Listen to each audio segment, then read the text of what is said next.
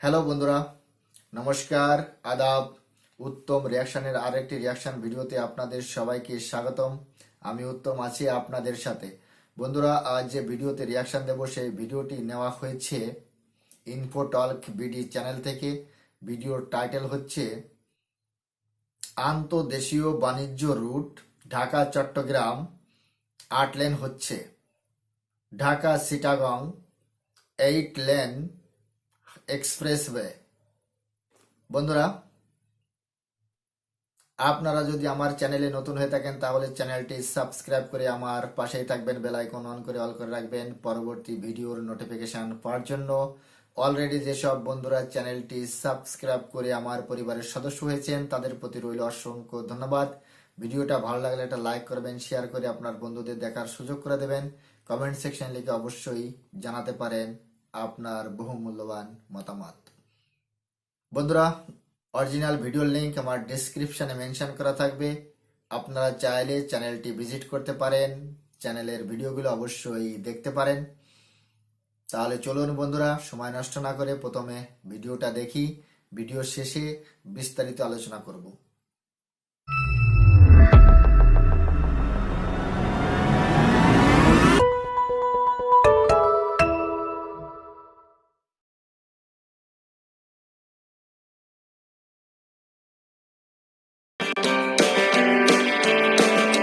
শেষ হয়ে এসেছে ঢাকা চট্টগ্রাম মহাসড়কটির নকশা ও সমীক্ষার কাজ। চলতি ফেব্রুয়ারি মাসেই সিদ্ধান্ত চূড়ান্ত হতে যাচ্ছে ঢাকা চট্টগ্রাম মহাসড়ক প্রশস্ত করার বিষয়টি।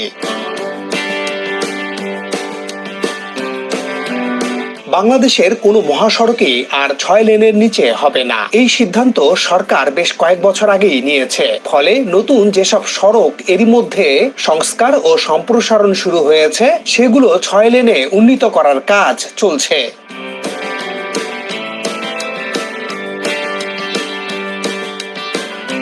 উদাহরণ হিসেবে ঢাকা এলেঙ্গা ও এলেঙ্গা রংপুর মহাসড়কের কথা বলা যায়। এছাড়া ঢাকা আরিচা মহাসড়কের কথাও একইভাবে প্রযোজ্য। এগুলোর বিদ্যমান সড়ককে দুই পাশে সম্প্রসারণ করে 6 লেনে উন্নীত করা হচ্ছে, যার মূল লেন 4টি আর স্থানীয় যানবাহন চলাচলের জন্য লোকাল লেন 2টি।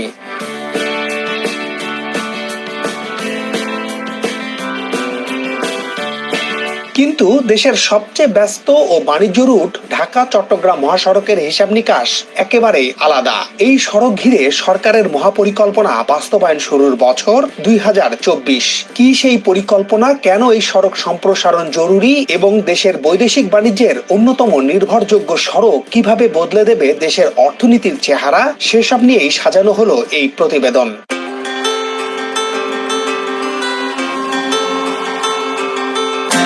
দেশের প্রধান বন্দর নগরী জেলা চট্টগ্রাম। এই জেলার রূপ নিয়ে নতুন করে বলার কিছু নেই। দেশের সামগ্রিক অর্থনীতিতে এই জেলার অবদান কত তা শুধু চট্টগ্রাম বন্দরের উদাহরণ দিলেই পরিষ্কার হয়ে যাবে। বাংলাদেশ থেকে বিদেশে যত রপ্তানি হয় এর 75 ভাগে যায় এই বন্দর দিয়ে। ঠিক বিদেশ থেকে যত পণ্য আমদানি করা হয় এর 80 ভাগই আসে এই বন্দর দিয়ে। দেশের মোট রাজস্ব আয়ের 60 ভাগই এই বন্দরের অবদান, যা দেশের জিডিপিতে 12% অবদান রাখছে।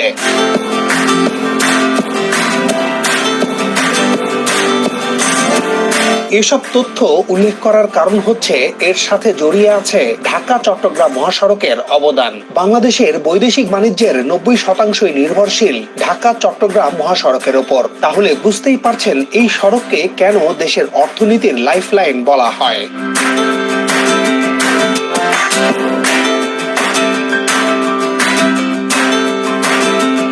রাজধানীর হানি ফ্লাইওভার ধরে বা ঢাকার যাত্রাবাড়ি থেকে চট্টগ্রামের সিটি গেট পর্যন্ত দূরত্ব 232 কিলোমিটার। এই সড়কটি N1 বা ন্যাশনাল হাইওয়ে 1 নামে পরিচিত। সড়কটি যুক্ত করেছে বৃহত্তর ঢাকা, কুমিল্লা ও চট্টগ্রাম জেলাকে এবং চট্টগ্রাম হয়ে টেকনাফ পর্যন্ত সব মিলে 465 কিলোমিটার পর্যন্ত বিস্তৃত এই মহাসড়ক।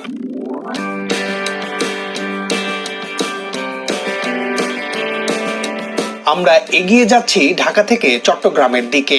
বর্তমান যে সড়কটি দেখছেন এটি 2016 সালে সম্প্রসারণের পর উদ্বোধন করা হয়। তার আগ পর্যন্ত এই সড়কটি ছিল মাত্র 2 লেনের। 2 লেন থেকে 4 লেনে উন্নীত করতে নতুন 23টি সেতু, 242টি কালভার্ট, 3টি রেলওয়ে ওভারপাস, 14টি সড়ক বাইপাস, 2টি আন্ডারপাস, 34টি স্টিল ফুটওভার ব্রিজ এবং 61টি বাস বে নির্মাণ করা হয়। কিন্তু এসবই অপ্রতুল হয়ে পড়েছে মাত্র কয়েক বছরের ব্যবধানে।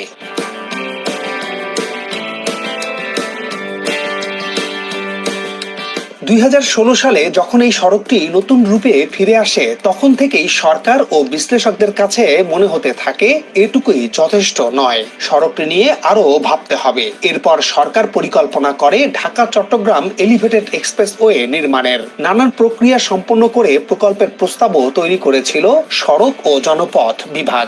এক্সপ্রেসওয়ের প্রাক্কলিত ব্যয় ধরা হয়েছিল 37,000 কোটি টাকা। সম্ভাব্যতা যাচাই ও নকশা বাবদ খরচ করা হয় 100 কোটি টাকা। কিন্তু শেষ পর্যন্ত 2021 সালে এক্সপ্রেসওয়ে নির্মাণের প্রকল্পকে পরিত্যক্ত ঘোষণা করে সরকার। তখন থেকেই আলোচনায় আসে 8 লেন সড়ক নির্মাণের প্রসঙ্গ।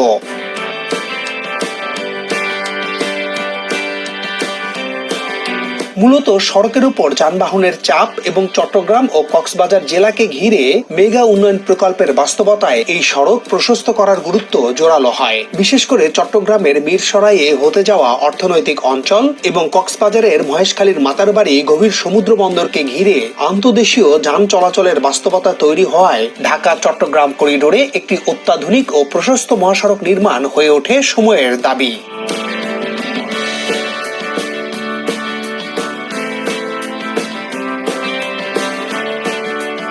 চলতি ফেব্রুয়ারি মাসে সিদ্ধান্ত আসছে ঢাকা চট্টগ্রাম মহাসড়ক প্রশস্ত করার বিষয়ে। এরই মধ্যে একেবারে শেষ করে আনা হয়েছে মহাসড়কটির নকশা ও সমীক্ষার কাজ। বিষয়টি আমাদেরকে নিশ্চিত করেছেন সড়ক পরিবহন ও সেতু মন্ত্রণালয়ের সচিব ABM আমিনুল্লাহ নুরি।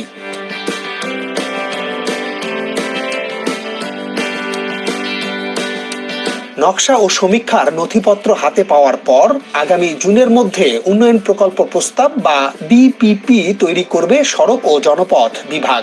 আশা করা হচ্ছে এরপরই শুরু হবে প্রকল্পের কাজ।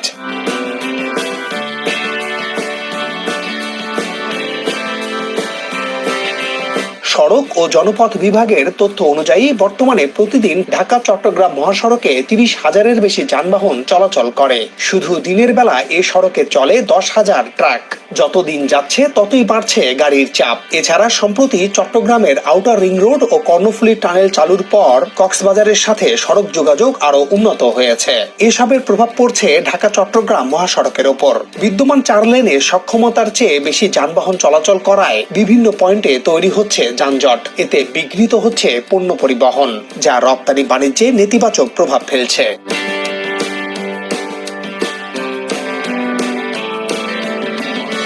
এদিকে কর্ণফুলী টানেল চালুর পর চট্টগ্রামের আনোয়ারা উপজেলায় অর্থনৈতিক কর্মকাণ্ড বাড়ার দারুণ সম্ভাবনা দেখা দিয়েছে। সেখানে কোরিয়ান ইপিজেড ছাড়াও সরকারি বেসরকারি অনেক অর্থনৈতিক ও শিল্প প্রতিষ্ঠান গড়ে উঠবে। কক্সবাজারের মহেশখালীর মাতারবাড়ি তাপবিদ্যুৎ কেন্দ্রের একটি ইউনিট চালু হয়েছে। এবছর আরেকটি ইউনিট চালু হবে। সেখানে তৈরি হচ্ছে গভীর সমুদ্র বন্দর। এছাড়া কুতুবদিয়া মহেশখালীর মধ্যে কেবল কার সংযোগেরও পরিকল্পনা আছে সরকারের। এসব হলে সমুদ্র কেন্দ্রিক অর্থনীতির পাশাপাশি এইসব এলাকায় বিপুল পরিমাণে শিল্পায়ন শুরু হবে। মানুষের আনাগোনা বাড়বে আরো বহুগুণ, যার প্রত্যক্ষ ভার বহন করতে হবে ঢাকা চট্টগ্রাম হাইওয়েকে।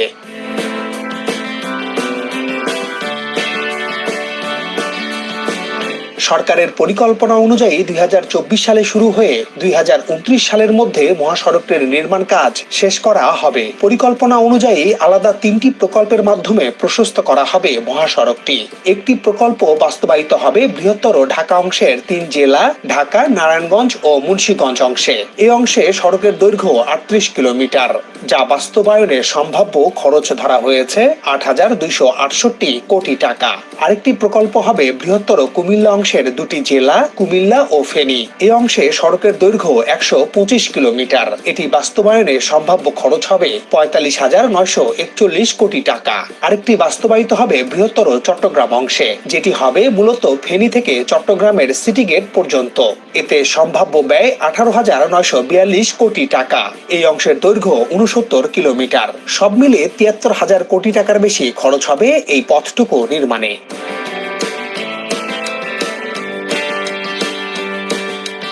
নির্মাণ পরবর্তী ১৫ বছর যেন ঢাকা চট্টগ্রাম মহাসড়কে আর কোনো কাজ করতে না হয়, সে লক্ষ্যেই পরিকল্পনা গ্রহণ করা হচ্ছে।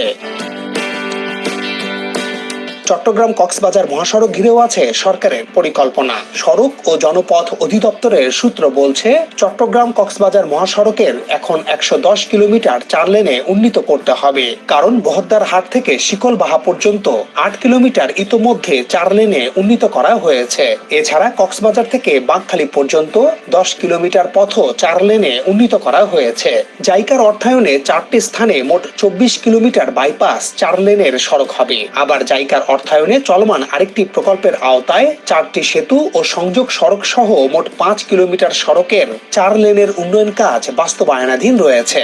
সুতরাং আর ১১০ কিলোমিটার পথ ৪ লেনে উন্নীত করলেই ঢাকা থেকে কক্সবাজার পর্যন্ত মহাসড়কটি হবে আরো উন্নত ও আধুনিক।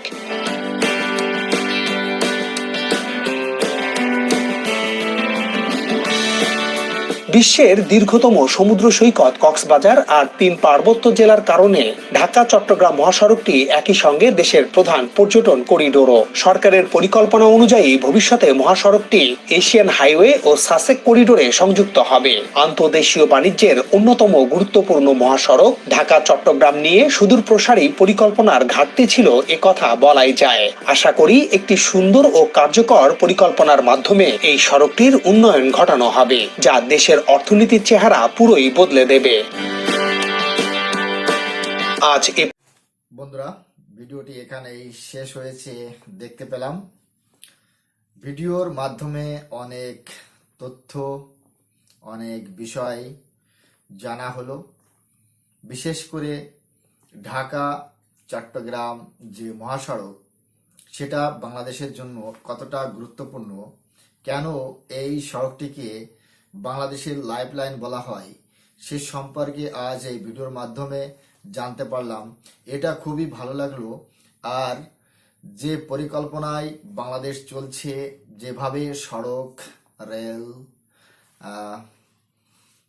নির্মাণ হচ্ছে, ডেভেলপমেন্ট হচ্ছে, তাতে বাংলাদেশের জিডিপিতে অনেক বড় জাম্প আসবে।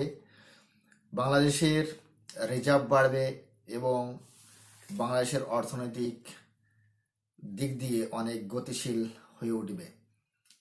বন্ধুরা, বাংলাদেশ যে আমদানি করে তার ৮০% এই চিটাগং বন্দর দিয়েই হয়ে থাকে।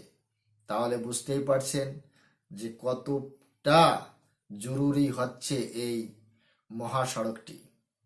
এই ভিডিওর মাধ্যমে এটাও জানতে পেরেছি যে বাংলাদেশে ৮ লেনের নিচে কোনো সড়ক থাকবে না।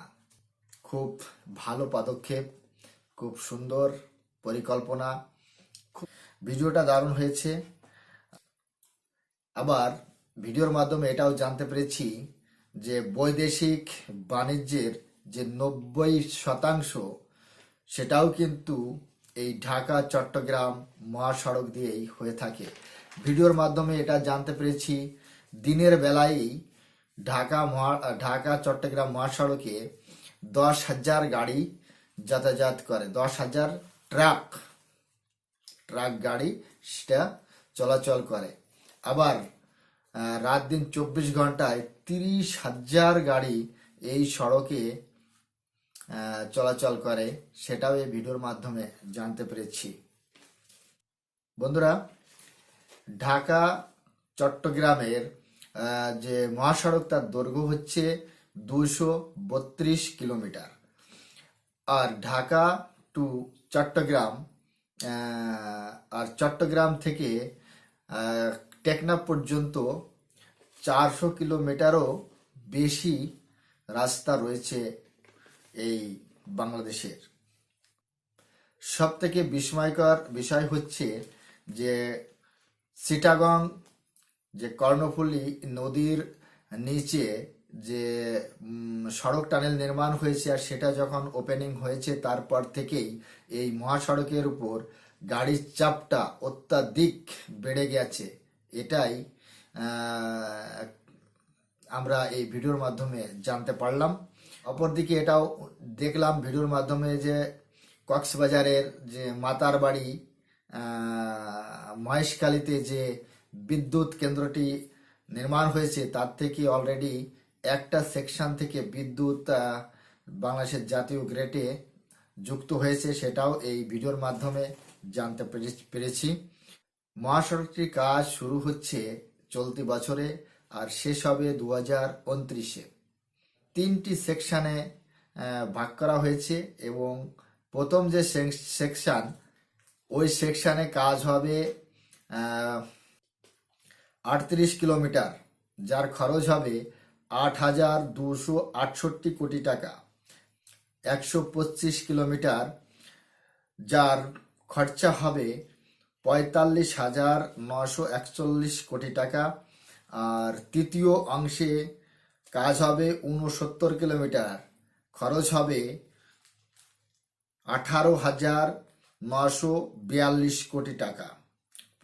প্রচুর পরিমাণে বাংলাদেশ সরকার ভবিষ্যতের জন্য, বাংলাদেশের মানুষের জন্য, বাংলাদেশের যাতে কোনো সমস্যা না হয় তার জন্য রাস্তাঘাট, রেল, ব্রিজ থেকে শুরু করে এয়ারপোর্ট, থার্ড টার্মিনাল, ইনফ্যাক্ট আবার নতুন করে শুরু হচ্ছে যে মেট্রো রেল শুরু হয়েছে, অলরেডি চালু হয়ে গেছে।